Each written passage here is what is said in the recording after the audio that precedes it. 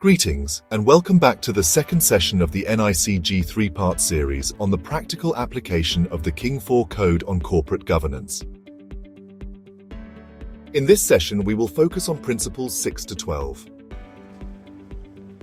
These principles address some of the most practical aspects of governance, from establishing clear leadership roles to managing risks and integrating technology responsibly. By the end of this session, you'll have actionable insights to strengthen governance within your organization and meet the challenges of today's fast-changing environment. Let's begin with Principle 6, which focuses on the board as the focal point of governance. Principle 6 places the governing body as the focal point of corporate governance. It's about creating a governance culture that flows from the top and is embedded throughout the organization's structure and practices. But what does this look like in reality? For a governing body to act as the hub of governance, it must start by setting up a governance framework that is clear, comprehensive, and actionable. This includes adopting a board charter and governance protocols or policies. Think of the board charter as the playbook. It defines the board's purpose, outlines its roles and responsibilities, and sets the standards for its operations. Board policies go a step further by addressing practical matters like how conflicts of interest are managed, how authority is delegated to management, and how the board engages with stakeholders. Imagine a board faced with a situation where a director has a personal interest in a proposed vendor contract. To uphold transparency and fairness, the conflict of interest policy requires the director to declare their interest up front and recuse themselves from the discussion. Another important element of Principle 6 is transparency. The governing body must disclose its activities, including the number of meetings held, attendance records, and major decisions taken during the reporting period. Including this information in your annual integrated report is more than just a box-ticking exercise. It demonstrates to stakeholders that your board is engaged, committed, and prioritizes governance at every level. With the board as the center of governance, Principle 7 highlights the importance of the board's composition, emphasizing a balance of skills, experience, and independence to ensure effective oversight. The board's first step is to determine its ideal composition by assessing the organization's needs and establishing guidelines for the number of members, the required skills, and the balance between executive and non-executive roles. For example, having an executive director such as the CEO on the board provides insight into operational matters, while non-executive members bring objectivity and strategic thinking skills. In addition, for the board to operate effectively, meetings must meet quorum requirements, a minimum number of members present, to validate decisions and maintain legitimacy and credibility. To maintain continuity while introducing fresh perspectives, staggered rotation is a highly effective strategy. This means replacing only a few members each year, which prevents the sudden loss of institutional knowledge.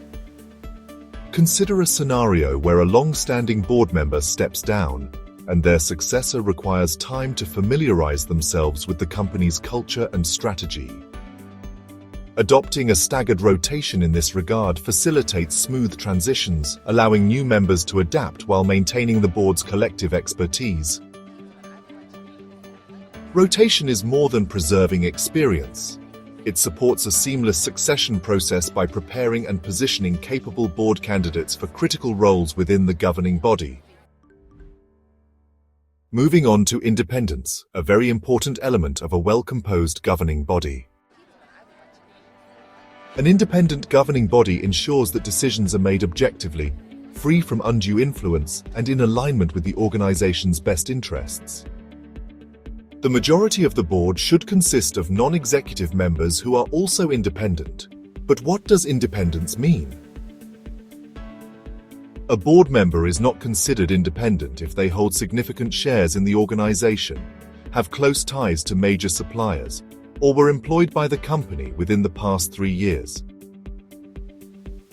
For example, A director with a financial interest in a company providing essential services to the organization can raise concerns about impartiality.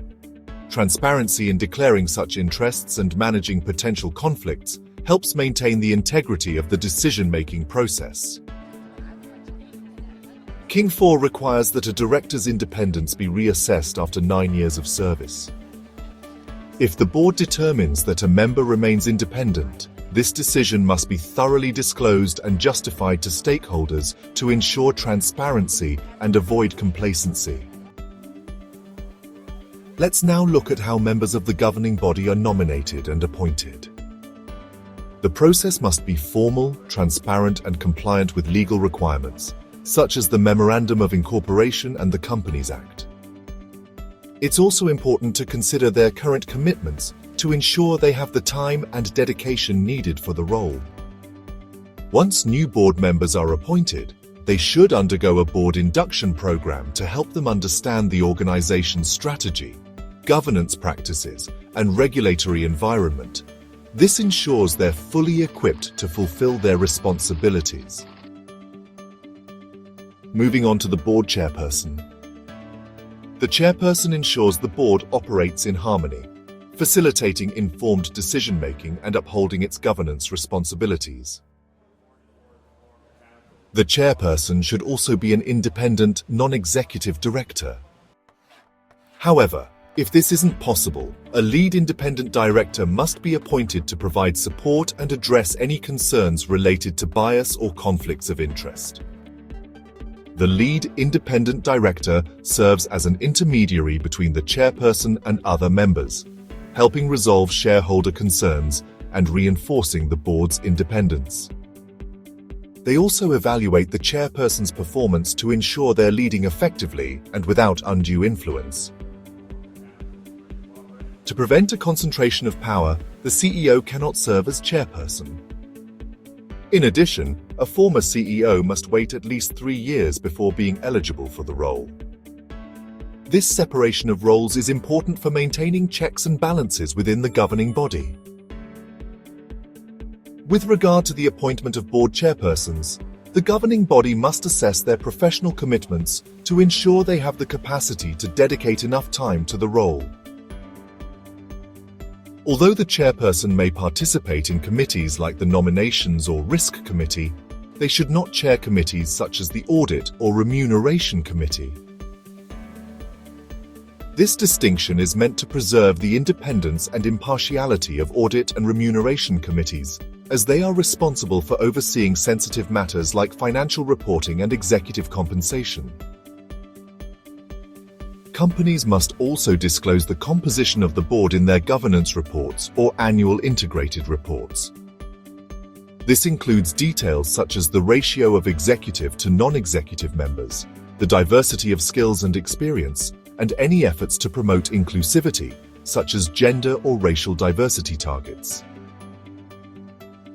For example, a company aiming for equal male and female representation on its board demonstrates a commitment to reflecting diverse perspectives and fostering fairness within its leadership structure. In conclusion, Principle 7 highlights the importance of a governing body that reflects a balance of diverse perspectives, independence, and the necessary skills.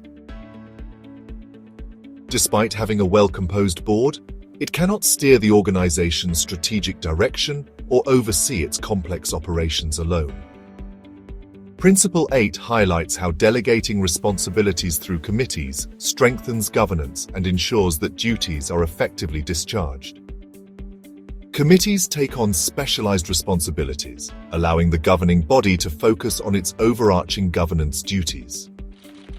For example, the governing body may create an ad hoc committee to address specific time-bound issues. These committees should have clear terms of reference that define their roles, responsibilities, and authority. It's also important to establish the duration of the committee's existence if it's temporary.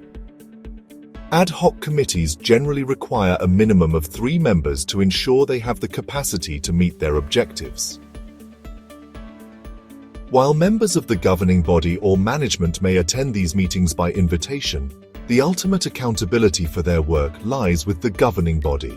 In addition, though the ad hoc committees handle specific temporary tasks.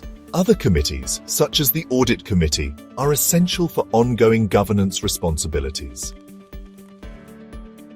The Audit Committee is responsible for ensuring that financial reporting is accurate, transparent, and complies with the organization's governance standards. They also identify and evaluate risks related to financial, business, or audit operations. The committee would then meet with internal and external auditors to review audit findings, assess the adequacy of internal controls, and ensure that any identified risks are appropriately mitigated and reported. Members of the Audit Committee must be financially literate and independent non-executive directors with a minimum of 3 members.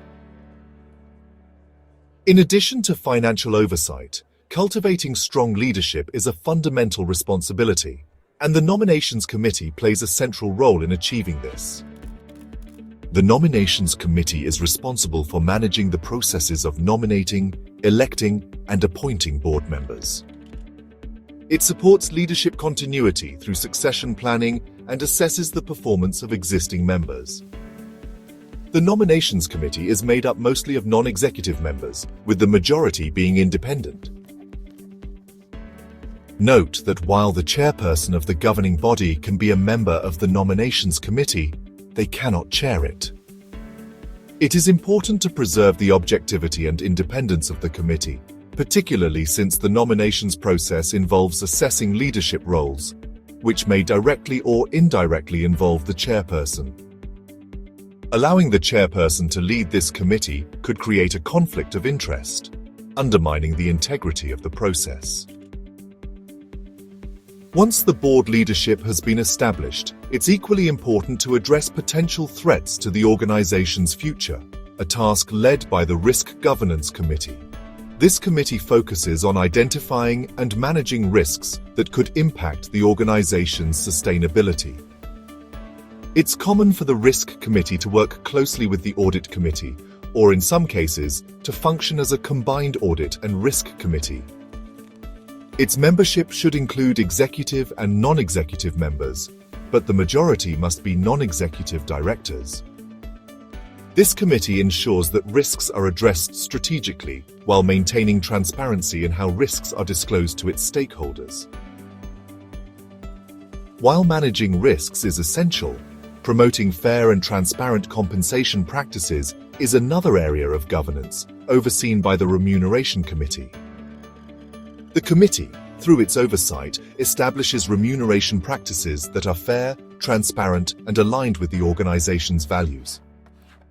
All members of the Remuneration Committee must be non-executive directors, with a majority being independent. Finally, the Social and Ethics Committee is tasked with overseeing and guiding the organization's ethical conduct, corporate citizenship, and sustainability initiatives. Its responsibilities encompass monitoring compliance with relevant legislation and codes of best practice, promoting ethical behavior, ensuring fair labor practices, and fostering positive stakeholder relationships. In summary, Principle 8 emphasizes that effective delegation through committees strengthens governance by promoting accountability, balance of power, and independent thinking. By establishing committees with defined roles, the governing body creates a focused approach to governance, enabling more efficient oversight and alignment with the organization's strategic priorities. Once tasks are delegated, it's equally important to assess how well the governing body fulfills their roles. This brings us to Principle 9, which focuses on evaluating performance to ensure continuous improvement in governance. Principle 9 underscores the importance of regularly assessing how effectively the board fulfills its governance roles. The governing body must take collective responsibility for evaluating its overall performance and that of its chairperson, committees, and individual members. King 4 recommends that every 2 years, an external independent third party should facilitate this evaluation. This external perspective provides an objective view of the board's functioning, helping to identify blind spots or areas for improvement that may not be evident internally. To ensure relevance and transparency, the governing body should approve the methodology and process for the external evaluation. This allows the evaluation to be tailored to the organization's specific needs and context. The evaluation methods may include analyzing governance documents such as meeting minutes and agendas, engaging board members through confidential interviews or surveys, and observing board meetings to assess levels of participation, engagement, and the strategic direction of discussions. The findings from this evaluation are presented to the full board, along with actionable recommendations to enhance its effectiveness. The evaluator's recommendations might involve changes to the board's composition, meeting structures, information flow, or committee responsibilities. Where external evaluations are not conducted, the governing body must still reflect critically on its own performance. This self-assessment should consider how effectively the board has achieved its objectives and contributed to the organization's strategic goals. The governing body should disclose the details of the evaluations conducted during the year, including their scope, methodology, findings, and the steps taken to address areas requiring improvement. For example, if an evaluation reveals a gap in expertise, the board might commit to additional training, process improvements, or changes in its composition. These disclosures provide stakeholders with confidence that the board is committed to continuous improvement and is proactively addressing areas that need attention. Principle 9 reminds us that effective governance requires ongoing reflection, accountability, and a commitment to learning and growth.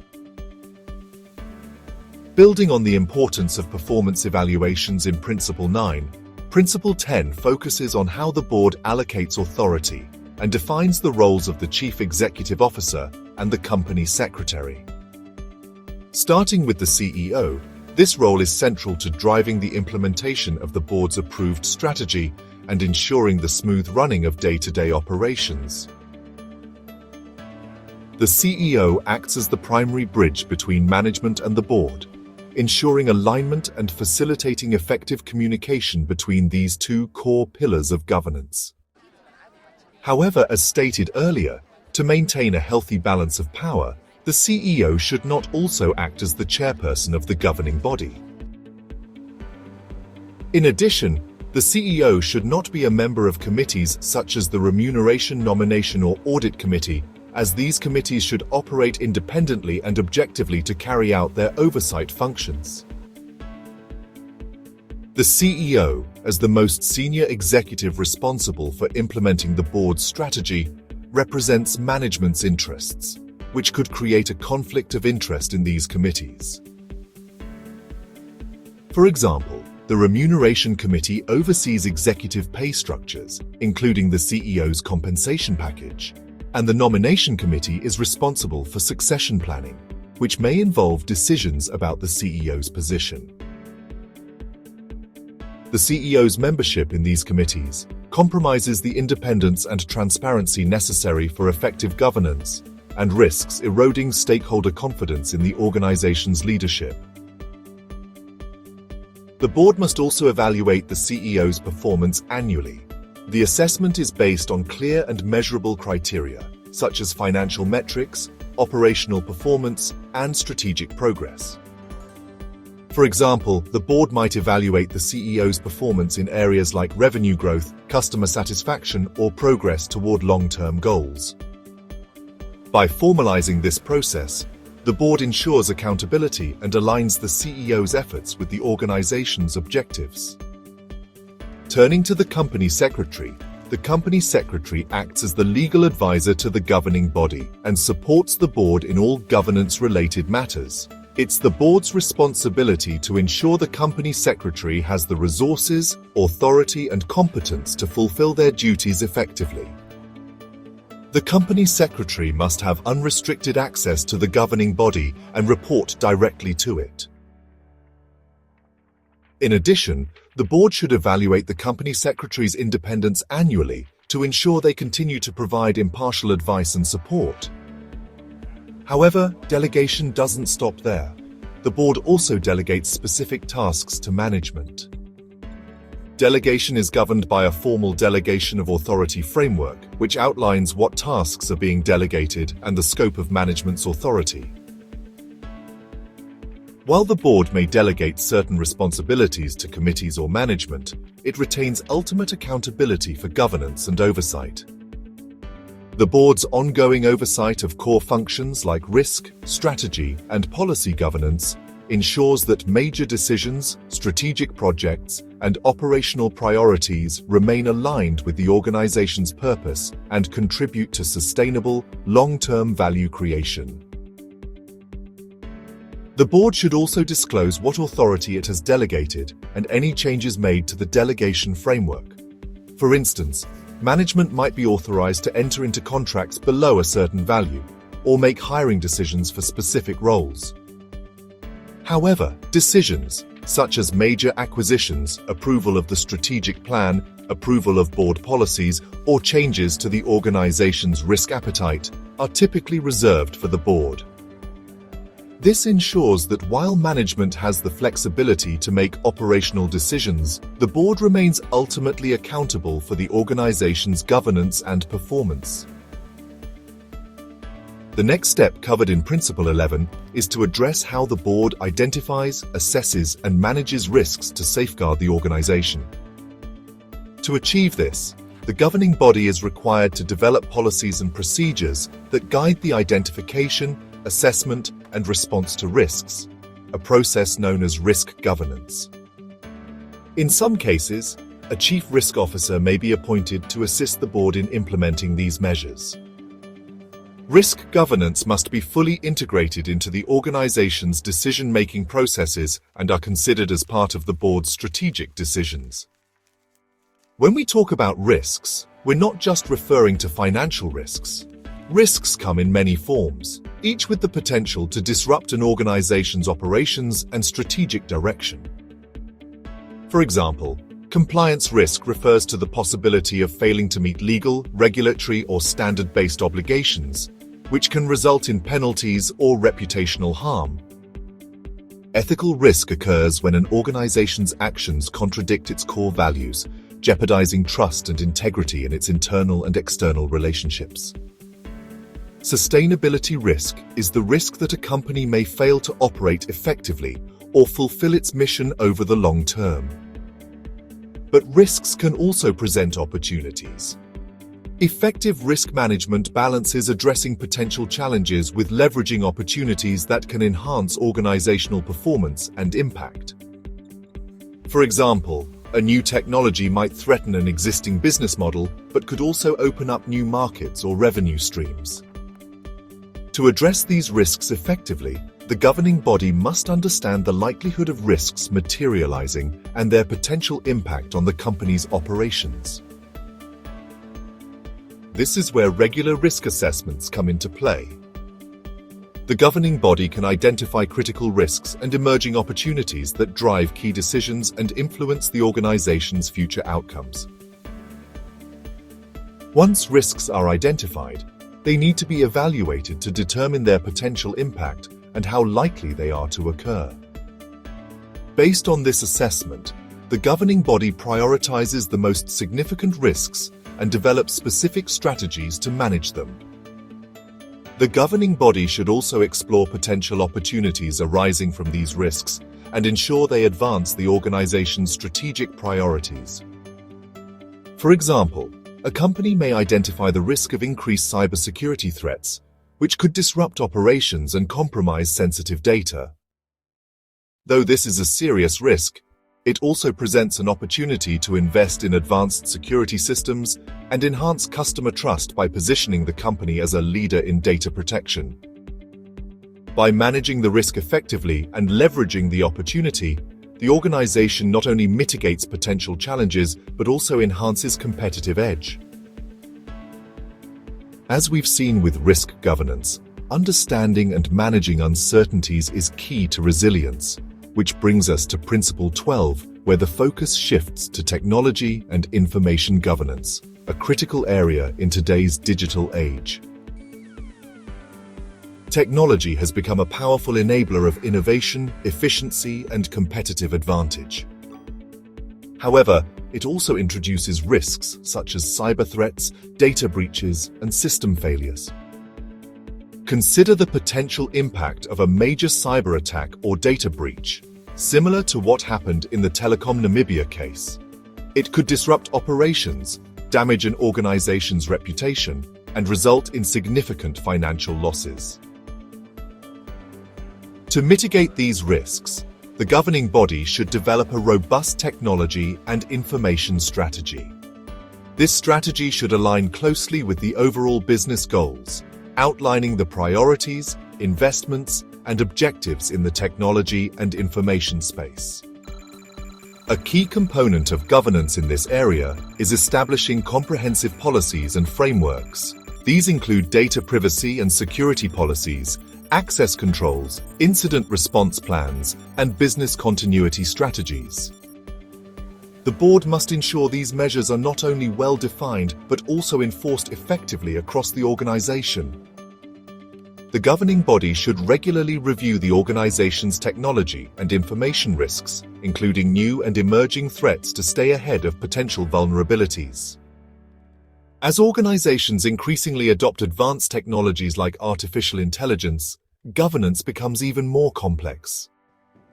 AI offers immense potential for transforming operations, from automating tasks to generating insights and improving decision-making, but it also raises ethical, legal, and governance challenges.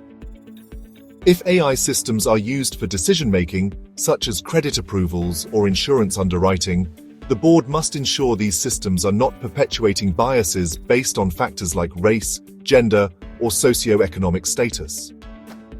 Boards must ensure that AI-driven decisions are explainable and that affected individuals can understand and, if necessary, challenge the outcomes.